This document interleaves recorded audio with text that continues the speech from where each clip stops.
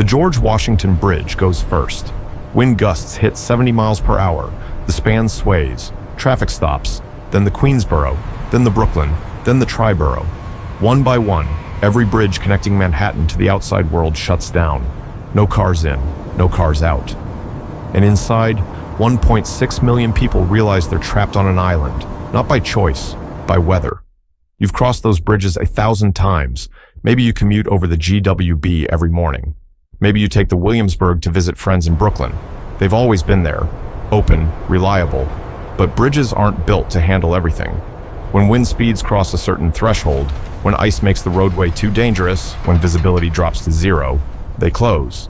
And when all of them close at once, Manhattan becomes what it's always technically been, an island, then cut off, isolated, with no way in or out until the storm passes.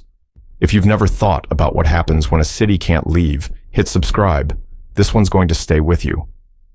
It's Friday afternoon, and the forecast looks bad. A major winter storm is heading up the coast. 30 inches of snow, high winds, blizzard conditions expected by evening. You're at work in Midtown, watching the weather updates on your phone. Your boss sends an email. Office closes at 3 p.m. Get home safe. You pack up early, head to the subway. The train is packed. Everyone's leaving at the same time, trying to beat the storm. You live in Queens, normally a 30-minute commute. The train crawls through the tunnel. Delays, signal problems.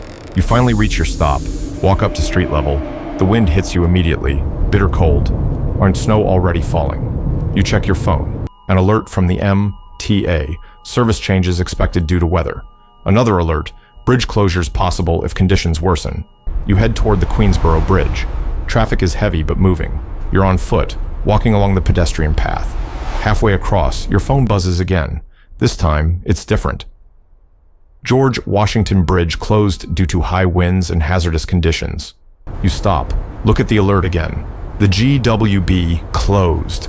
That almost never happens. You keep walking. The wind is stronger now. The bridge is shaking slightly beneath your feet. You make it across, get home, safe. But before you even take off your coat, another alert comes through. Queensboro Bridge closed, then another. Brooklyn Bridge closed, then another. All vehicular and pedestrian traffic into and out of Manhattan suspended until further notice. You sit down, open the news. Every bridge, every tunnel, closed. Manhattan is locked down. At first, it doesn't seem real. You scroll through social media. People are posting photos, empty bridges, barricades across the entrance ramps. The comments are a mix of disbelief and frustration. This has never happened before. All of them at once? But Manhattan has 21 bridges and 4 tunnels. They don't all close simultaneously, until now. By 6 p.m., the city issues a statement. Due to sustained wind speeds exceeding safety thresholds and rapidly deteriorating visibility, all access points to Manhattan have been temporarily closed. Residents are advised to shelter in place. Shelter in place. You're not in Manhattan, you're home. You're fine, but you think about the people who aren't. The ones who stayed late at work, the ones who were visiting for the day. 1.6 million people live in Manhattan. But on a typical Friday, the daytime population swells to over 3 million. Commuters, tourists, workers from the outer boroughs and New Jersey. And now, they're all stuck. Here's what most people don't understand about Manhattan. It's not just an island geographically, it's an island functionally. Almost everything, food, fuel, medicine, supplies, comes from outside. Trucks cross the bridges daily. Deliveries arrive constantly. But when the bridges close, that flow stops too. No trucks bringing food to grocery stores. No fuel deliveries to gas stations. Manhattan has supplies, warehouses, distribution centers, but they're designed for constant replenishment, which not for isolation. The city can sustain itself for a while, a few days, maybe a week, if managed carefully. But the storm isn't just closing bridges. It's shutting down everything. Subways are running limited service. Buses are pulled off the roads. Taxis disappear. The people stuck in Manhattan. Commuters who live in Brooklyn, Queens, the Bronx, New Jersey have nowhere to go. Hotels fill up fast. Some people pay premium rates. Others can't afford it. They start looking for alternatives. Friends' apartments, co-workers' couches. But not everyone has those connections. Some people end up in Penn Station, Grand Central, sitting on benches, waiting, hoping the bridges will reopen soon. By 8 p.m., the storm is in full force. Visibility is near zero. Snow is falling at 2 inches per hour. Wind gusts are hitting 80 miles per hour. CH in the city announces an update. Bridges and tunnels will remain closed until conditions improve. No estimated time for reopening. And across Manhattan, people are starting to realize this isn't a few-hour delay. This could be days. Think about what happens when a city can't leave. Normally, Manhattan breathes. People flow in during the day, flow out at night. Goods arrive, waste leaves. But now, the flow has stopped, and the city isn't designed for that. Garbage collection continues, but there's nowhere to take the trash. So the garbage piles up. Food deliveries have stopped. Restaurants that depend on daily shipments are running low. Grocery stores are still open, but shelves are thinning. People are buying more than usual, stocking up just in case. By Saturday morning, some items are already gone. Bread, milk, eggs. But gas stations are another problem. Fuel tankers can't get into the city. Stations are running on whatever's in their underground tanks. Some stations implement limits. Others just shut down when they run dry. Emergency services are still operating, but they're stretched thin. Ambulances can respond within Manhattan, but patients can't be transferred outside the borough. Fire departments are on high alert. Every call is critical. Police are managing the situation. People trying to walk across closed bridges. Arguments at hotels. By Sunday, the reality sets in. This isn't ending today. Maybe not tomorrow. The forecast shows the storm stalling. Another 24 hours of heavy snow. High winds continuing. The city can't reopen the bridges until conditions improve. And they're not improving. People are running out of patience. Whereas hotel lobbies are tense. Everyone's on edge, checking their phones constantly, refreshing weather apps. Some people are trying to leave on foot, walking to the bridges. Police turn them back. It's too dangerous.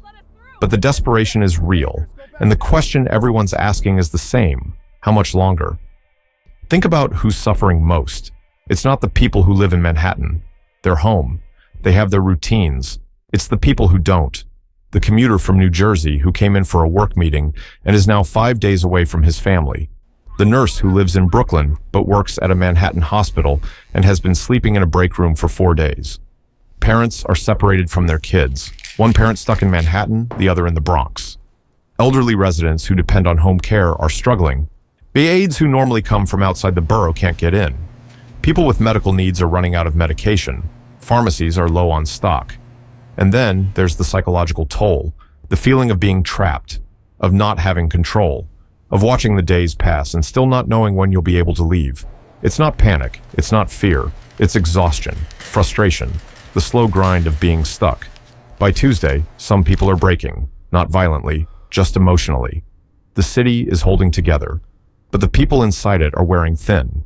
The financial damage is staggering. Businesses are losing revenue. The financial district is operating at minimal capacity. Broadway is dark. Hotels can't turn over rooms. The transportation sector is hemorrhaging money. Deliveries are stuck in warehouses. Perishable goods are spoiling. Say, by the end of the week, economists estimate the cost will run into the billions. And the damage to the city's reputation. If Manhattan can be cut off for nearly a week by a single storm, what does that mean for reliability, for risk? The city will recover. But the perception of invulnerability is gone. On Tuesday evening, the first bridge reopens. The Queensboro, one lane, outbound only. Vehicles leaving Manhattan. The line of cars stretches for miles. People who've been waiting for days. Finally, a way out. Traffic moves slowly, but it's moving. By Wednesday morning, 3 more bridges are open. Limited capacity, but open. The tunnels take longer. Water damage, electrical issues. But the lockdown is ending. People are leaving slowly, carefully, but leaving. And the ones who are staying, who live in Manhattan, are left with a city that feels different, quieter, emptier, changed. This didn't have to be this bad. Manhattan's bridges are critical infrastructure, but they're old. Some date back to the 1800s. Cities can harden infrastructure, wind-resistant designs, de-icing systems built into bridge surfaces, real-time structural monitoring, emergency protocols can be improved, shelter-in-place plans that include food distribution, temporary housing equipped to handle large populations. Manhattan could stockpile supplies, emergency reserves of food, water, medicine. Transit systems could have redundancies, ferries that can operate in conditions when bridges can't, and the city could be honest about the risk. Manhattan is an island. It's always been an island, and islands are vulnerable and to isolation. When every connection point fails at once, the island becomes exactly what it is, alone. Other cities understand this. Singapore has disaster protocols for being cut off. Tokyo has earthquake plans that assume severed infrastructure. It's not about fear, it's about preparation. But preparation requires acknowledging that the thing you hope will never happen might actually happen. And for 5 days, it did. By the end of the week, Manhattan is accessible again. The bridges are open. The tunnels are clearing. People are flowing back in. Life returns to normal.